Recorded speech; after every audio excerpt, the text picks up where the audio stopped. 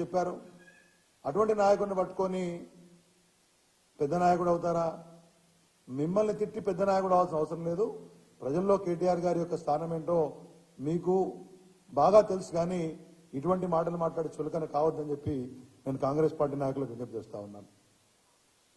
అదేవిధంగా ముఖ్యమంత్రి గారిని అన్పార్లమెంటరీ లాంగ్వేజ్ తోటి బీఆర్ఎస్ పార్టీ నాయకులు తిడుతున్నారని చెప్తున్నారు. అన్పార్లమెంటరీ లాంగ్వేజ్ కి care of address Revanth Reddy గారు.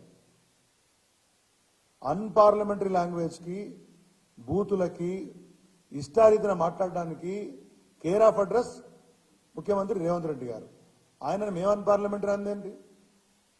మాజీ మంత్రులను కేటీఆర్ గారిని, హరీష్ రావు గారిని, తర్వాత ముఖ్యమంత్రి గారిని, కేసీఆర్ గారిని, బిల్లా రంగాలని, చార్లెస్ శోభరాజులని, ముఖ్యమంత్రిలో స్థాయిలో ఉన్నటువంటి వ్యక్తి పబ్లిక్ మీటింగ్ లో మాట్లాడడాన్ని ఏ రకంగా సమర్థించుకుంటారు? అంటే మీరు తిట్టుకుంటూ కూర్చుంటుంటే మేము నోరు మూసుకొని కూర్చోవాలన్నా? ఒక మాట మీరంటే ఈ వైపు నుంచి 10 మాటలు వస్తాయి. అయినా చాలా సంయమనంతో ఉంటా ఉన్నాం. ఎక్కడ కూడా మా మంత్రులు కానీ, మాజీ మంత్రులు కానీ, మా ఎమ్మెల్యేలు కానీ, పార్టీ నాయకులు కానీ, పార్టీ కేంద్రంగా కానీ ఎక్కడ ఎవరిని కూడా మేము ఇష్టారీతిన మీలాగా మాట్లాడలేదనే విషయాన్ని మీరు గమనించాలి. కానీ ఇదే రీతిన మీ యొక్క భాష ఉంటే ఖచ్చితంగా సరైన జవాబు ఉంటుందనే విషయాన్ని కూడా గమనించాలని చెప్పేసి నేను కోరుతా ఉన్నాను. చాలా హాస్యాస్పదంగా రేవంత్ రెడ్డి స్థాయికి దిగజారి మాట్లాడే పరిస్థితి మాకు అవసరం లేదు. ఈ రకంగా మీరు బిల్లా రంగాలని ఇవన్నీ మాట్లాడితే ప్రజలను మిమ్మల్ని రాబోయే రోజులలో వారే సరైన జవాబు చెప్తారని కూడా మీకు చెప్తా ఉన్నాను. ఇకపోతే బీఆర్ఎస్ ప్రభుత్వంలో సెక్రటేరియట్ జైలు లాగా ఉండేది అని మాట్లాడుతూ ఉన్నారు. అది సెక్రటేరియట్ జైలు లాగా ఉంటుందా? జైలు లాగా ఉందా? మొత్తం దేశంలోనే ఒక అత్యంత బ్రహ్మాండమైనటువంటి పరిపాలనా భవనాన్ని రాష్ట్రానికి తలమానికంగా ఉండాలి, దేశంలోనే అగ్రగామిగా ఉండాలి, గతంలోలాగా విసిరేసినటువంటి భవనాల్లా కాకుండా రాష్ట్ర పరిపాలన చక్కగా ఉండాలంటే ఒక సువిశాలమైనటువంటి మంచి ప్రాంగణంలో రాష్ట్ర యొక్క ఇమేజ్ ని తలపింపజేలా మంచి సమర్థమైన పాలన ఉండాలి అని చెప్పి రేపు ఎవరొచ్చినా నేను మీ ద్వారా గుర్తు చేసుకున్నాను. ఒకవైపు అంబేద్కర్ గారి యొక్క అత్యంత ఎత్తైన విగ్రహం రాజ్యాంగ స్ఫూర్తిని, రాజ్యాంగ పరిరక్షణ భావాన్ని ప్రతి క్షణం గుర్తు చేసేలా ఒకవైపు అంబేద్కర్, మరోవైపు తెలంగాణ రాష్ట్రం సాధించడానికి ఎంతో మంది అమరులయ్యారు. ఆ అమరులైన వారి యొక్క జ్ఞాపికగా ఉన్నటువంటి తెలంగాణ అమరుల ప్రాంగణం, ఈ రెండింటిని కూడా చూసి ఇక్కడ కూర్చున్న వాళ్ళు ప్రతినిత్యం వాళ్ళ యొక్క బాధ్యతను గుర్తెరిగి పనిచేయాలని చెప్పి ఒక బ్రహ్మాండమైనటువంటి యొక్క పరిపాలనా భవనాన్ని అందిస్తే ఇవాళ కాంగ్రెస్ పార్టీ నాయకులు మా పాలనలో, కేసీఆర్ గారి పాలనలో జైల్లో ఉండని మాడుతున్నారు. ఏదైనా అర్థం చేసుకోవడానికి స్థాయి ఉండాలి. అందుకే నిన్న కేటీఆర్ ఒక మాట చెప్పారు, కనకపు సింహాసనం శునకం అని చెప్పేసి. ఇప్పుడు వీళ్ళు సెక్రటేరియట్ ను జైలుగా పోల్చినటువంటి యొక్క విషయం ఈ సామెత కరెక్ట్ సరిపోతుంది.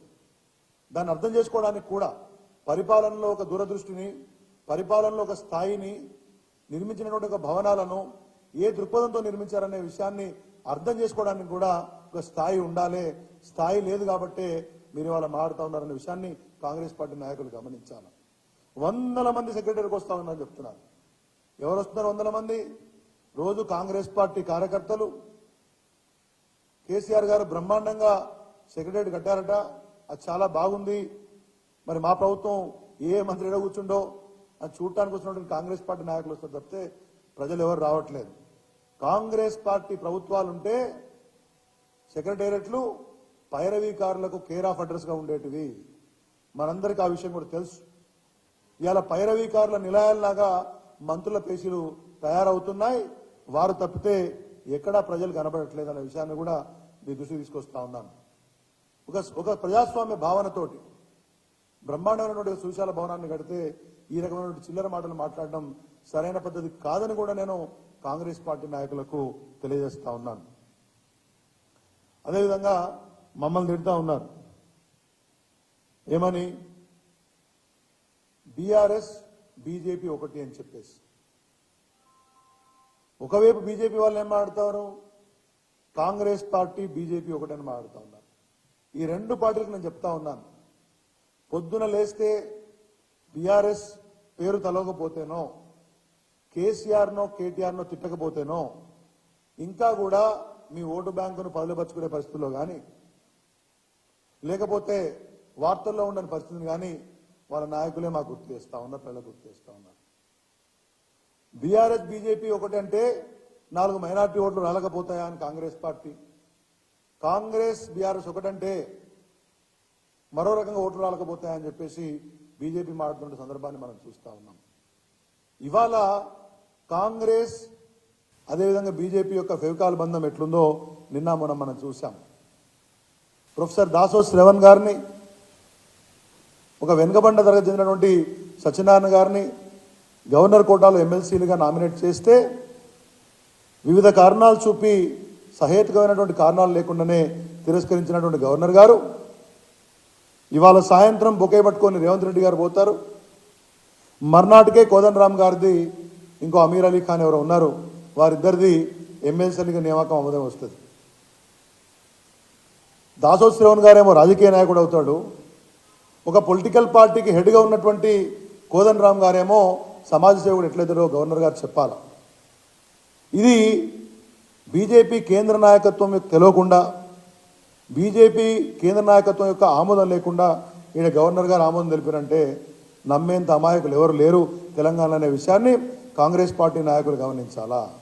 నేను చాలా క్లియర్గా చెప్తా ఉన్నాను, రేవంత్ రెడ్డికి కిషన్ రెడ్డికి ఒక బ్రహ్మాండమైనటువంటి టేసిడ్ అండర్స్టాండింగ్, ఓ బ్రహ్మాండమైనటువంటి అంతర్గతమైనటువంటి ఒక ఒప్పందం ఉంది కాబట్టే అనుబంధం ఉందనే విషయాన్ని రాష్ట్ర ప్రజలకు తెలుసు, చాలామందికి తెలుసు. మీరేదో దాన్ని దాచాలనుకుంటే కుదరదు. హుజురాబాద్ ఉప ఎన్నికల్లో కాంగ్రెస్ పార్టీని తాకట్టు పెట్టి ఆ ఓట్లన్నీ బీజేపీకి ట్రాన్స్ఫర్ చేయించింది రేవంత్ రెడ్డి గారు కాదా అని చెప్పేసి అడుగుతా ఉన్నాను. ఆ రోజు స్టార్ట్ అయినటువంటి ఫెవికాల్ బంధం ఇవాళ గవర్నర్ కోటాలో ఎమ్మెల్సీల నామినేషన్ వరకు కొనసాగుతుందా లేదా తెలియజేయాలనే విషయాన్ని ఇట్లా రేవంత్ రెడ్డి గారు అడగానే అట్లాగా మరి కేంద్రంలో అపాయింట్మెంట్లు దొరుకుతున్నాయో ఇది కిషన్ రెడ్డి యొక్క సహకారం లేకుండానే సాధ్యమవుతుందా తెలియజెప్పాల్సిన అవసరం కాంగ్రెస్ పార్టీ కూడా ఉంది. కాబట్టి ఊరికనే బట్టగాల్చి మీదేస్తాం, ఏదో బీజేపీని బీఆర్ఎస్ని ఒక గాట కడితే లబ్ధి పొందుదామని చెప్పేసి మీరేమో అంతర్గతంగా సంబంధాలు పెట్టుకుంటారు, ఒకరికొకరు మేలు చేసుకుంటూ ఉంటారు.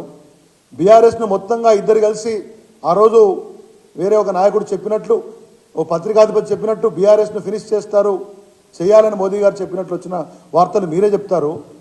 మళ్ళీ బీఆర్ఎస్ బీజేపీ ఒకటని కాంగ్రెస్, బీఆర్ఎస్ కాంగ్రెస్ ఒకటని బీజేపీ అని చెప్పడం అనేది ఆ రెండు పార్టీల బీఆర్ఎస్ బీజేపీ కాంగ్రెస్ల యొక్క దొంగనాటకం అనే విషయాన్ని ఇవాళ ప్రజలకు నేను తెలియజేసుకున్నాను. I'm repeating my statement. Kishan Reddy గారి యొక్క రేవంత్ రెడ్డి గారి యొక్క రహస్య మైత్రి బంధాన్ని రాబోయే రోజుల్లో ప్రజల ముందు నిల్చోబెడతాం. ఈ రెండు పార్టీలు కలిసి ఇవాళ బీఆర్ఎస్ను దెబ్బతీయదలుచుకున్నారు, అదేవిధంగా వాళ్ళ కార్యాచరణ ఉందనే విషయాన్ని కూడా ఇవాళ ప్రజలు గమనిస్తూ ఉన్నారు. ఖచ్చితంగా ఈ రహస్య మైత్రి బంధం రాబోయే రోజుల్లో మరింత తేడదలయ్యే విధంగా ప్రజలకు తెలియజెప్తాం. ఇవాళ ప్రజాస్వామ్య భావన లేకుండా కాంగ్రెస్ పార్టీ నాయకులు మాట్లాడుతూ ఉన్నారు. నిన్న రవి గారు, కేసీఆర్ గారు తెలంగాణ రాష్ట్ర ప్రజల యొక్క స్వేచ్ఛను హరించారట. కొద్దిగా ఇంగిత జ్ఞానం ఉండి మాట్లాడాలా, మీరంతా సీనియర్ నాయకులు, గతంలో ఎంపీలుగా పనిచేసినారు, గతంలో ఇటువంటి హోదానే అనుభవించినారు. ఇంకా కొంతమంది మంత్రులు మాట్లాడుతూ ఉన్నారు, ఇది బద్దలు కొట్టాం అది బద్దలు కొట్టాం, స్వేచ్ఛావాయువులు పెంచుకుంటున్నారని. కాంగ్రెస్ పాలనలో వలసవాదులకు వంతపాడి తెలంగాణ ఆస్తిని, తెలంగాణ యొక్క అస్తిత్వాన్ని దోచుకున్నటువంటి కాంగ్రెస్ పార్టీ మీద పోరాటం సల్పి తెలంగాణను తెచ్చింది. తెలంగాణ ప్రజలకు కాంగ్రెస్ కబంధ హస్తాల నుంచి, వలసవాదుల కబంధ హస్తాల నుంచి స్వేచ్ఛావాయువులు ప్రసాదించింది. కేసీఆర్ గారి పోరాటం కాదా? కేసీఆర్ గారు కాదా? కేసీఆర్ గారి పోరాటం లేకపోతే ఇదే కాంగ్రెస్ పార్టీ తెలంగాణ కాంగ్రెస్ అయి ఇవాళ మళ్ళీ ప్రజల దయతోటి ఇవాళ ప్రభుత్వం వచ్చేదా? ఒకసారి మీరు ఇవాళ ప్రశ్నించుకోవాలి. ఊరికే మాట్లాడతామంటే ప్రజలు సహించరు. ప్రభుత్వం వచ్చి తొలినాళ్ళు కాబట్టి కొన్ని రోజులు ఊరుకుంటారేమో కానీ సరైన సమయంలో బుద్ధి చెప్తారనే విషయాన్ని గమనించాలి. తెలంగాణ తెచ్చిన నాయకుడు, తెలంగాణ కోసం చావు నోట్లో తలబెట్టిన నాయకుడు, తెలంగాణ స్వేచ్ఛ కోసం, తెలంగాణ ప్రజల యొక్క హక్కుల కోసం సుదీర్ఘకాలం మొక్కవోని ధైర్యంతో ఎటువంటి ప్రలోభాలకు లొంగకుండా అన్ని వర్గాలను, అన్ని పార్టీలను ఏకం చేసి పోరాడిన నాయకుడు తెలంగాణ ప్రజల యొక్క హక్కులను హరించాడని చెప్పేసి మాట్లాడడం అనేది ఎటువంటి రాజనీతితో ఇవాళ కాంగ్రెస్ పార్టీ నాయకులు చెప్పాలి. మీరేదో కొన్ని రోజులు బట్టగాల్చి మీదేస్తే మొన్న ఎన్నికల సందర్భంగా విష ప్రచారం చేసినట్టు కొన్ని యూట్యూబర్లను, కొంతమంది పనికిమాలినోళ్ళని పెట్టుకొని ప్రతిరోజు విష ప్రచారం చేస్తే కొన్ని రోజులు ప్రజల్ని మభ్యపెడుతుండొచ్చు కానీ వాస్తవాలు తెలిసిన రోజున ఖచ్చితంగా ప్రజలు మిమ్మల్ని బొందబెడతారనే విషయాన్ని గుర్తుపెట్టుకోవాలి. ఎవరన్నా పార్లమెంటరీ మాట్లాడుతున్నారు, మన రేవంత్ రెడ్డి గారు మాట్లాడుతున్నారు, కేసీఆర్ గారి పీక నొక్కుతాను, గోరీ కడతాను, బొంద పెడతాను. ఇది రాష్ట్ర ముఖ్యమంత్రిగా ఉన్నటువంటి నాయకుడు మాట్లాడేదా? గోరీ కట్టడం, బొంద పెట్టడం స్వేచ్ఛకు తార్కాణం అవుతుందా? ఈ విషయం కాంగ్రెస్ పార్టీ నాయకులు చెప్పాలి. కాబట్టి గురువింద గింజ సామెతలాగా మీరు ప్రతిరోజు బీఆర్ఎస్ పార్టీని తిడుతూ, మేము మళ్ళీ రెస్పాండ్ అయితే మమ్మల్ని తిడుతున్నారు, మా ప్రభుత్వం కొత్తగా వచ్చింది అని, కొత్తగా వచ్చిందనే విషయం మాటను దాగే ప్రయత్నం చేస్తూ ఉన్నాను. నేను చాలా క్లియర్గా చెప్తా ఉన్నాను, ప్రతిరోజు విమర్శించడం కాదు. ఏం చెప్పినారు? బీహార్ గ్యాంగ్ అని చెప్పారు, చాలామంది అధికారులను విమర్శించారు. ఇవాళ ఏం జరుగుతోంది? ఆ రోజు ఎవరైతే అధికారులను రేవంత్ రెడ్డి గారు విమర్శించినాడో, ఆ రోజు ఎవరైతే కేసీఆర్ గారికి అనుకూలంగా పనిచేస్తున్నారు, ఇష్టారీతిన పనిచేస్తున్నారని చెప్పినటువంటి ఒక అదే అధికారులను మీరు ఇవాళ కీలక స్థానాల్లో నియమించుకుంటున్నారా లేదా? అంటే మేము అధికారులకు, సమర్థులైన అధికారులకు అవకాశం ఇస్తేనేమో మా అవసరాలకు వినియోగించుకున్నట్టు, ఇవాళ అదే అధికారులను మీరు కీలకమైనటువంటి స్థానాల్లో నియమిస్తే గొప్ప పని ఎట్లా చేసినట్టు అవుతుందో ఇవాళ రేవంత్ రెడ్డి గారు కానీ, కాంగ్రెస్ పార్టీ నాయకులు కానీ, నిన్న మాట్లాడినటువంటి మల్లురావు గారు కానీ చెప్పాలి. నేను అందుకే మొన్న కూడా చెప్పాను, కాంగ్రెస్ పార్టీ యొక్క నైజం చెప్పేది ఒకటి, చేసేది ఒకటిలాగా ఉందనే విషయాన్ని మరి ఇవాళ నేను మీకు చెప్పదలుచుకున్నాను. ఒకటే విషయం, పోయినసారి 16 హామీలు ఇచ్చారు పోయిన ప్రభుత్వంలో, బీఆర్ఎస్ పార్టీ ఒక్కటి కూడా అమలు చేయలేదని చెప్తున్నారు. కొద్దిగానైనా ఆలోచించి మాట్లాడండి. అబద్ధాలు చెబితే ప్రభుత్వం మీద వచ్చింది కాబట్టి మీరు ఏం చెప్తే అది ప్రజలు నమ్ముతారనే విషయాన్ని కాంగ్రెస్ పార్టీ నాయకులు కనుక నమ్మితే అది అమాయకత్వం అవుతుంది. మేనిఫెస్టోలో చెప్పిన అంశాలే కాకుండా మేనిఫెస్టోలో చేర్చని అంశాలను కూడా అమలు చేసినటువంటి ఒక ఘనత కేసీఆర్ గారి ప్రభుత్వాన్ని. ఉదాహరణకు రైతు బంధు, ఉదాహరణ కళ్యాణ లక్ష్మి, ఇవేవి మేము మేనిఫెస్టోలో చెప్పలే, అయినా అమలు చేసినాం. ఇవాళ 2009లో నేను కాంగ్రెస్ పార్టీ గుర్తుగా తెలుసుకున్నాను. 2009లో మీ యొక్క మేనిఫెస్టోలో తండాలను గ్రామ పంచాయతీలుగా చేస్తామని చెప్పినారు, కానీ మీరు ఆ రోజు అమలు చేయలేదు. అదేవిధంగా 9 గంటల కరెంటు వ్యవసాయానికి ఇస్తామని చెప్పినారు, మీరు కరెంటు సరిగ్గా ఇవ్వక 1000 ఎకరాలు ఎండిపోయినాయి, మోటార్లు గాలిపోయినాయి, రైతులు నష్టపోయి ఆత్మహత్యలు చేసుకున్న సందర్భాన్ని కాంగ్రెస్ పార్టీ వాళ్ళ మర్చిపోతోంది. ఆ తర్వాత వచ్చినటువంటి ప్రభుత్వం, కేసీఆర్ గారి ప్రభుత్వం 24 గంటల కరెంట్ ఇచ్చింది, రైతులకు ఉచిత కరెంట్ ఇచ్చింది. అదేవిధంగా అన్ని తండాలను గ్రామ పంచాయతీలు చేసి ఇవాళ గిరిజన సోదరులు స్వయం పాలన మాదిరిని వాళ్ళకి ఇచ్చినాం. హామీలు అమలు చేసింది కేసీఆర్ ప్రభుత్వం, చెప్పినవి చెప్పని విషయాలను కూడా అమలు చేసింది కేసీఆర్ ప్రభుత్వం అనే విషయాన్ని మీరు గమనించాలా. చివరగా బీఆర్ఎస్ పార్టీకి అభ్యర్థులు లేరు, ప్రభుత్వం పోగానే బీఆర్ఎస్ పార్టీకి పార్లమెంటుకు పోటీ చేయడానికి అభ్యర్థులు లేరనే విషయాన్ని చెప్తా ఉన్నారు. మీది అమాయకత్వమో అజ్ఞానమో కాంగ్రెస్ పార్టీ నాయకులు తెలుసుకోవాలి. మా సంగతి ఎందుకు నాయన, ముందు మీ సంగతి తెలుసుకోండి. ప్రభుత్వం వచ్చినా అన్ని సీట్లలో పోటీ చేయడానికి నిజంగా 17 సీట్లలో మీకు ఉన్నారా వాస్తవానికి ఒకసారి గమనించుకోండి. అవకాశవాదులు తప్పితే ఇవాళ ఖచ్చితంగా అన్ని స్థానాల్లో 1/2 డజన్కు పైగా అభ్యర్థులు మా దగ్గర పోటీ పడుతూ ఉన్నారు, సమర్థులు పోటీ పడుతూ ఉన్నారు. ఇలా కాంగ్రెస్ పార్టీ కానీ బీజేపీ కానీ ప్రగల్భాలు పలుకుతూ ఉన్నారు.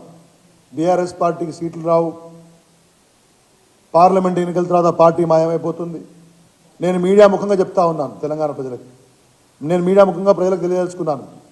కాంగ్రెస్ కానీ బీజేపీ కానీ వాళ్ళ సిట్టింగ్ స్థానాలు గెలుచుకుంటే చాలు. మీకు దమ్ముంటే మీ సిట్టింగ్ స్థానాలు నిలబెట్టుకోండి. బీఆర్ఎస్ పార్టీ ఖచ్చితంగా పార్లమెంట్ ఎన్నికల్లో సిట్టింగ్ స్థానాలు నిలబెట్టుకుంటాం. మరిన్ని స్థానాలు గెలిచే విధంగా మా ప్రయత్నం ఉంటుంది. ఆ విధంగా ప్రజల మద్దతు ఉంటుందని మేము ఆశిస్తూ ఉన్నాం. నేను ఛాలెంజ్ చేస్తూ ఉన్నాను, బీజేపీ కానీ కాంగ్రెస్ పార్టీ కానీ వాళ్ళ యొక్క సిట్టింగ్ స్థానాలు గెలుచుకుంటే చాలు. ముందు మల్లురవి లాంటి వాళ్ళు మరి వాళ్ళకి సీట్లు వస్తాయా రావా, పార్లమెంటు సీటు కోసమే మమ్మల్ని తిడుతున్నారా ఓసారి తేల్చుకోవాలి. చేతనైతే ఇటు రేవంత్ రెడ్డి సిట్టింగ్ స్థానం కానీ ఇటు కిషన్ రెడ్డి స్థానం కానీ నిలుచుకునే ప్రయత్నం చేయాలి. కాబట్టి మమ్మల్ని తిట్టడం కాదు కాంగ్రెస్ నాయకులారా, ప్రభుత్వ పెద్దలారా, మీరు మీ ప్రభుత్వం వైపు నుంచి ప్రజలకు ఇచ్చినటువంటి 6 హామీలకు ఇప్పటికే చాలా వాటికి మంగళం పలుకుతున్నట్టు మరి ప్రజలు అనుకుంటా ఉన్నారు. 2 హామీల తర్వాత 3వ హామీకి అడుగు ముందు పడతలేదు. రేపు మాపు అని కాలం గడుపుతా ఉన్నారు. 4 రోజులైతే ఎలక్షన్ కోడ్ వస్తుంది. మీకు చిత్తశుద్ధి ఉంటే మిగతా 4 హామీలను పార్లమెంట్ ఎన్నికల కోడ్ వచ్చేలోగా కార్యాచరణలకు తీసుకొని వచ్చి తెలంగాణ ప్రజలకు ఇచ్చిన హామీలను మరి అమలు చేయాలని చెప్పేసి నేను కోరుతా ఉన్నాను.